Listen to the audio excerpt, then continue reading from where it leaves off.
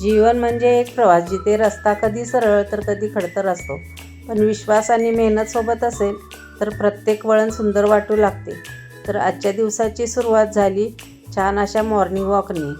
खूप छान सुंदर वातावरण होतं आज सकाळी. नमस्कार, श्री स्वामी समर्थ सर्वांना. कशा आहात सगळे? मजेत ना? मजेतच राहा.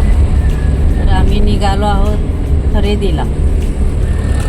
आज थोडं शॉपिंग आहे, कामं आहेत भरपूर बाहेर, ते पण करून खरेदी पण असं. यांनी आज सुट्टी काढली आहे त्यासाठी.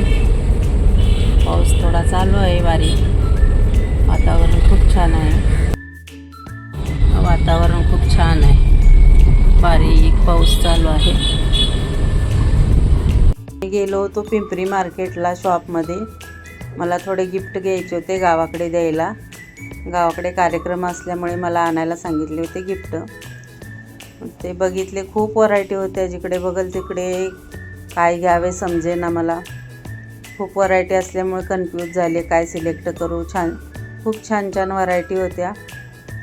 तरीसुद्धा मी बघितल्या खूप आणि मग एक सिलेक्ट केले. ते गिफ्ट पॅक होईपर्यंत तिकडे बघत मलाही 1-2 वस्तू घरच्यासाठी आवडल्या, त्याही मी घेतल्या. नंतर आम्ही गेलो पिंपरीच्या फुल मार्केटमध्ये. तिथे फुलं खरेदी केली, गजरे घेतले. उद्या गुरुवार असल्यामुळे गुरुवारची पूजेसाठी फुलांची छान खरेदी झाली. खूप छान फ्रेश अशी फुलं खूप प्रकारची होती, त्यामुळे खूप मन समाधान झालं. आता उद्या गुरुवारची पूजा माझी खूप छान होणार. आणखी तुम्हाला कोणाला जर फुलं खरेदी करायची असतील तर पिंपरी मार्केटला नक्की जावा. खूप छान आणि फ्रेश फुलं मिळतात तिथे.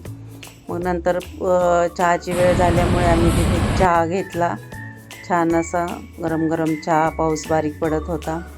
नंतर घरी आलो तर वॉशिंग मशीन आलं होतं. आम्ही ॲक्च्युली देवरोड CSD कॅन्टीनमध्ये मशीन घ्यायला गेलो होतो, वॉशिंग मशीन. ती घेऊन आलो. घरी येईपर्यंत पार्सल घरी आलं होतं. दादाने ते रिसीव केलं. नंतर घरी आल्याबरोबर मी अगोदर फुलं काढून डब्यामध्ये पॅक करून ठेवली. डब्यामध्ये अशी पॅक करून ठेवली ना, फ्रेश राहतात 5-6 दिवस फुलं.